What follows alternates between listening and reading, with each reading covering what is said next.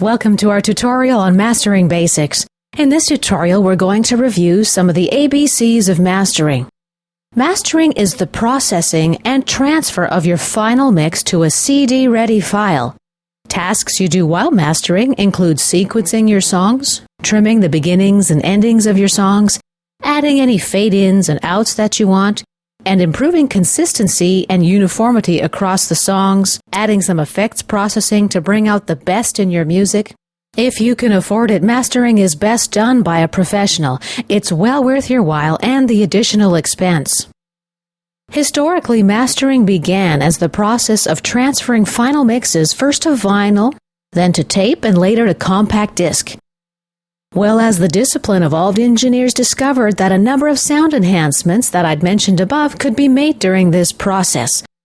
That's why mastering is an extensive subject requiring a lot of experience, and this is where a professional can really make your home studio music shine. A real pro can tweak your high-quality home studio music into a professional product.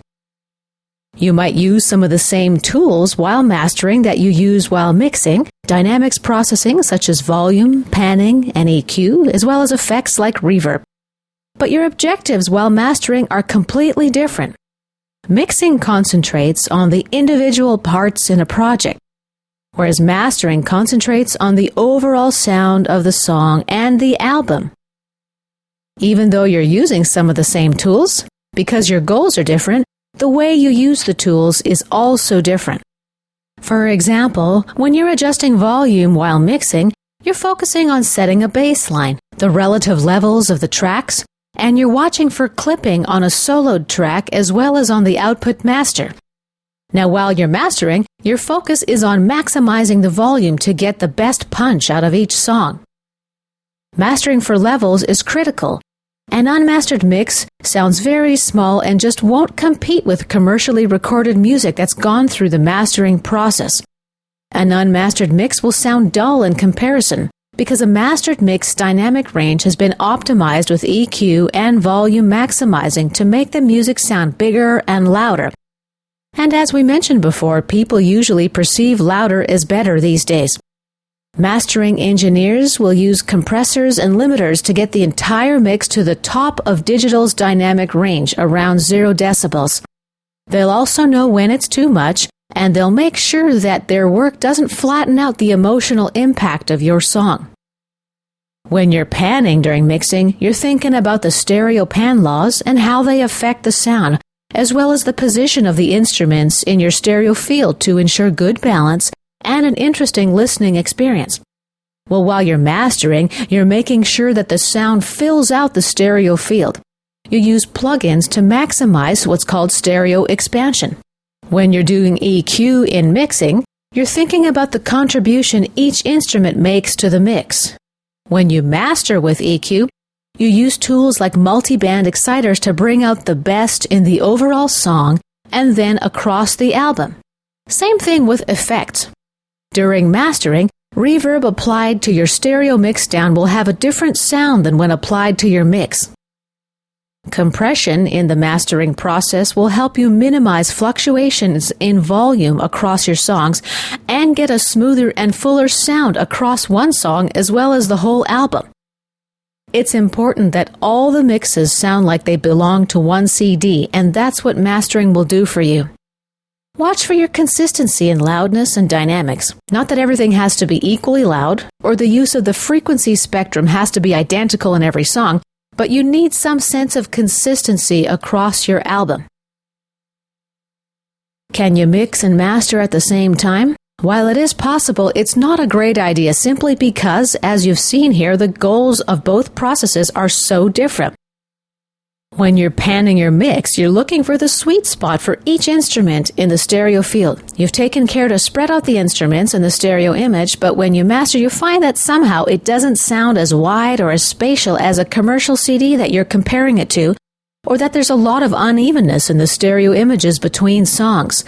Well, you'd apply an stereo expansion plugin to help manage this. Mixing and mastering are also pretty different technically as well.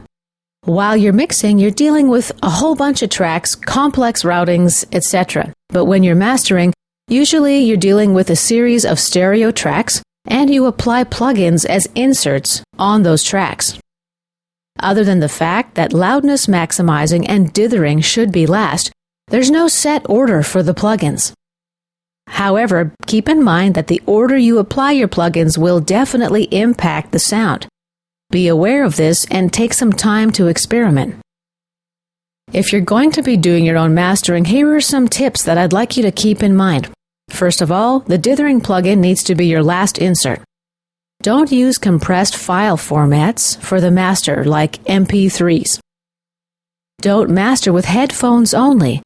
Make sure you're hearing it aloud in the stereo field. It's a good idea to test your final mix on different stereos in different environments. On your iPod, your car stereo, your house boombox, just like you did during mixing. People will be listening to your work in different environments. Your high-quality sound equipment will help you find the trouble spots, but you want to understand what other people are going to be hearing in their stereo images. Be prepared to go back and forth a few times on the mastering between songs to get consistency across your album. Reference a professionally recorded CD in your genre whose sound you'd like to emulate. Check its EQ and reverb settings. See how yours sounds when played right after it. Does it fit in? Does it seem too low? Does it seem dull? Now, after you finish, give your ears a rest for a couple days and then listen again. What sounded good or bad yesterday might sound different today. Don't master on tired ears. Do it fresh. Invest in a good mastering plugin. It'll give you strong EQ and volume maximizing tools and really makes the mastering process a lot easier than if you're pulling together a number of separate plugins. For the rest of this section on mastering, I'm going to be applying a mastering plugin called Ozone to one of my final mixdowns. The effects we'll be looking at are dynamics, to adjust the dynamics of specific frequencies such as adding punch to the bass, warmth to the vocals. We're going to be using a multi-band compressor to help us out with this. We'll be looking at EQ to help shape the tonal balance. We'll be checking out some reverb to help add sheen to our mix. We'll widen the perceived width and image of the sound field with a stereo widener. We're going to use a harmonic exciter to add sparkle to the sound. We'll apply a loudness maximizer to increase the loudness of the mix while simultaneously limiting the peaks to prevent clipping. And finally, we're going to dither for our CD glass master from 24-bit to 16-bit. Apart from doing your loudness maximizing and dithering last, there's really no hard and fast rules for which order you apply your plugins. The sequence that I've mentioned above is a good order to start out with, but you'll need to be prepared to go back and forth between the effects just to make some adjustments. And let's begin by having a listen to the stereo mixdown that we're going to be mastering in this section.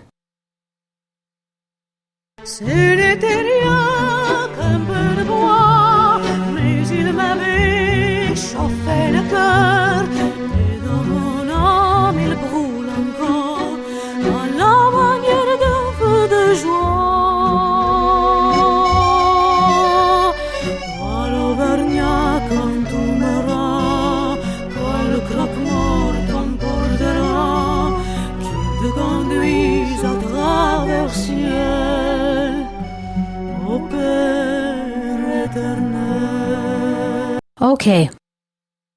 What's wrong with this song at this point? Let's take a look at some areas that we can make improvements to.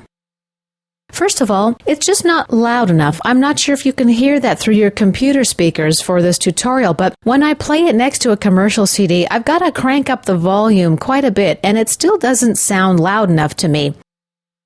When I crank the volume too high, it distorts and still sounds a little dull. I also think there's not enough sparkle when I compare it to a professionally mastered commercial CD.